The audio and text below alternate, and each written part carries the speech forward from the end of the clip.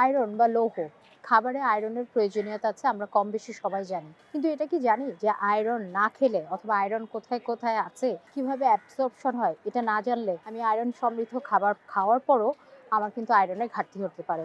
তো আসলে আয়রনের কাজ কি? খুব সহজ স্বাভাবিক কাজ যদি চিন্তা করি, আয়রন হচ্ছে একটি মাইক্রোনিউট্রিয়েন্টস বা মিনারেল, যেটা প্রতিদিন শরীরে খুব অল্প পরিমাণে লাগে। তো প্রতিদিনই আপনাকে খাদ্যের সাথে এই আয়রনের চাহিদাটা মেটাতে হবে। আজকে যদি আপনি আয়রনের চাহিদাটা কোনো কারণে মিস করে ফেলেন, কালকে যদি আপনি ডবল করে আয়রন খান, আপনার যে ঘাটতিটা আজকে হয়ে গেল, এটা কিন্তু কালকে আর ফুলফিল হবে না।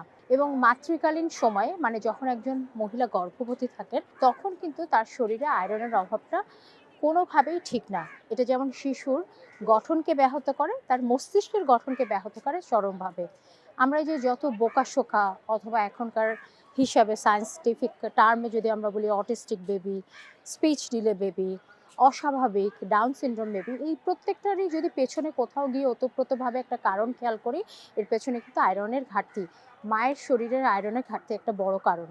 তো শিশু যখন জন্মায়, আসলে মায়ের শরীর থেকে 6 মাসের স্টোরেজ নিয়ে আসে, বাট 6 মাস পর থেকে তাকে এমন খাবার দিতে হবে যেটা তার এই আয়রনের অভাবটাকে, যে আয়রন স্টোরেজ কমে যায় এবং মায়ের দুধে যে আয়রন পাচ্ছে তার সাথে যাতে কমপ্লিমেন্টারি ফিডিংয়েও সমপরিমাণ আয়রন সে পায়। আয়রন স্বাভাবিকভাবে কোন কোন খাবারগুলোতে পায়? ভেরি সিম্পল, আমরা যত রকমের সবুজ শাকসবজি আছে, যার মধ্যে পুঁই শাক, পালং শাক, কলমি শাক আছে, লাউ শাক আছে, এগুলোতে প্রচুর পরিমাণে আয়রন পাওয়া যায়। ডিম হচ্ছে রিচ সোর্স অফ আয়রন। একই সাথে বিভিন্ন ধরনের মাছ থেকে আমরা আয়রন পেতে পারি। কলিজা বা মাংসও হচ্ছে আয়রনের একটা রিচ সোর্স। এই জায়গাগুলো থেকে কিন্তু আয়রন অ্যাবজর্পশন হওয়ার জন্য আপনার প্রতিদিন আয়রনের সাথে ভিটামিন সি ইনটেকও খুবই জরুরি। তার মানে হচ্ছে আমি পুঁই শাক খেলাম, লাল এবং সবুজ শাক খেলাম, কিন্তু কোনো কারণে আমার শরীরে আজকে ভিটামিন সি ইনটেক হয়নি। আমার আয়রনটা অ্যাবজর্পশন হবে না, এটা নষ্ট হয়ে যাবে। সুতরাং আমাকে প্রতিদিনই খাবারের সাথে আয়রন যেমন এনশিওর করতে হবে, ভিটামিন সিও এনশিওর করতে হবে, যেটা হচ্ছে টক জাতীয়।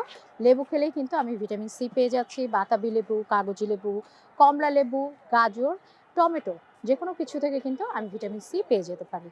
এরপরে দেখি যে আসলে বাচ্চারা এই সময় যদি কোনো কারণে আয়রনের ঘাটতি হয়ে যায়, তাহলে কি কি ধরনের অসুবিধা হতে পারে, লং টার্ম অসুবিধা হতে পারে। প্রথমেই হচ্ছে তার যে মস্তিষ্কের গঠন সেটা ব্যাহত হয়, নার্ভ সিস্টেম, সাইকোমোটর ডেভেলপমেন্ট ঠিকমতো হয় না, তার শরীরে রোগ প্রতিরোধ ক্ষমতা কমে যেতে পারে, যেতে থাকে, এবং তার মেজাজ খিটখিটে হতে থাকে, খাবারের প্রতি অনীহা দেখা যায়।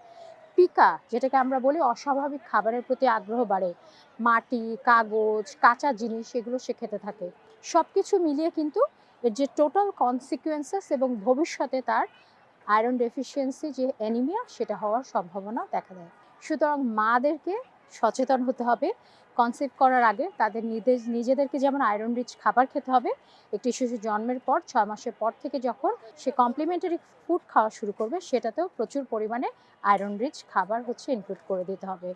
আয়রন সমৃদ্ধ খাবার আপনার শিশুকে দিতে পারে একটি সুন্দর ভবিষ্যৎ।